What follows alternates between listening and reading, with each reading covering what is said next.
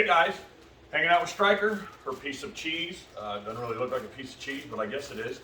Costco cheese, I think. And some wine, and I got a little wine. I do a lot of whining. I don't know if that's the same, but I got some Costco wine as well for the dog. She likes to drink a little.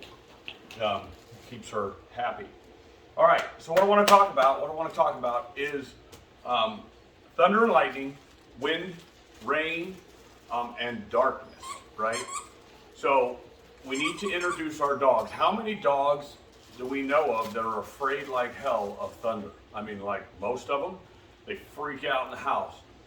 If you take your dog around fireworks, thunder, things like that when they're young, like Stryker, or play it to them on tapes. I mean, come on, guys, on YouTube, you can pull up thunder and fireworks and fire engines and all kinds of stuff. Expose your dog to that through a louder speaker, something like this or whatever you use, not just through your phone. It needs to have something with some impact so you can help desensitize and work your dog through that.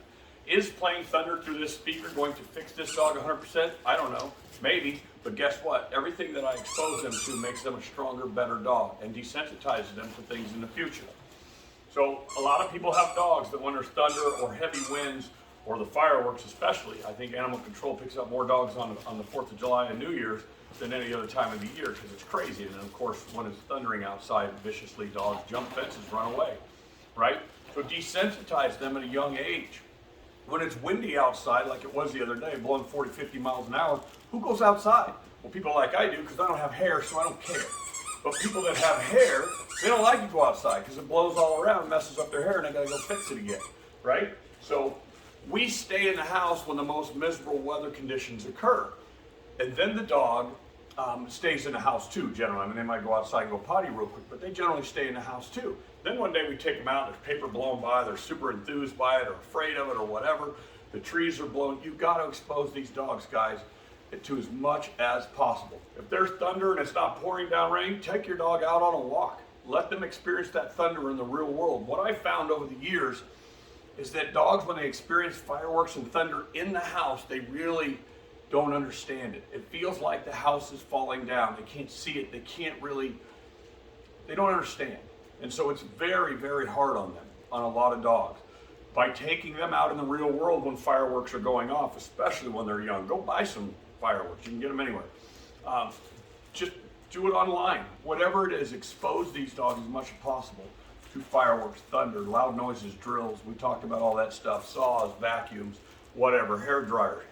The younger the better, but if your dog's older and it's a little bit nervous and weird, because he's nervous and he's already afraid of these things, we're going to slowly expose those dogs over time. What I would do with that particular dog is I would teach him some obedience, how to walk on a leash and stuff, and then I would start exposing that older dog to the world. If I have a dog that's 1 or 2 or 5 or whatever and is super nervous about the world, it's hard to take them in the world and beat that nervousness. So we teach them some obedience and then we get them to concentrate on the obedience and they start to forget about all the nervous behaviors. The other one I want to talk about is darkness.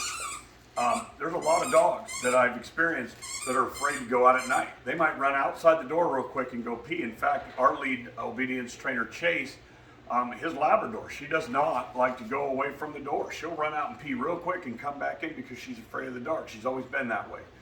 By taking these young dogs on walks, not just letting them go out and go potty, but by taking them on walks in the evening time or in the nighttime or early morning before it gets light or when it's dark is what these dogs really need. So, and I'm not telling you have to do these things. These are all things you want to desensitize these dogs to so they're not weird later. Because once they're weird about something, a pool, darkness, thunder, it's really hard to fix and sometimes impossible, just like anxiety in a human, right? So guys, expose your dog to thunder. If you have to get it off of YouTube, fire engines, motorcycles, Harley Davidsons are one of the most scary things for dogs. You can even get the trash truck noise off of YouTube. Whatever you want, expose your young dog to it. If it's an older dog, put it on the speaker. On day 1, you're on volume 1 and you're playing with your dog in the house and it kind of hears that noise in the background. Over a couple days, you're up to volume 2, 3, 4. By the end of the week, maybe you're up to volume 10. For 5 minutes, you have to drive yourself nuts.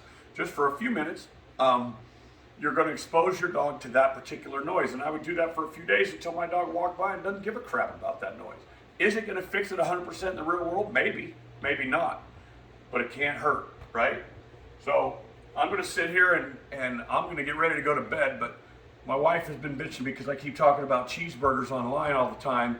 And so today I got myself a banana and a water.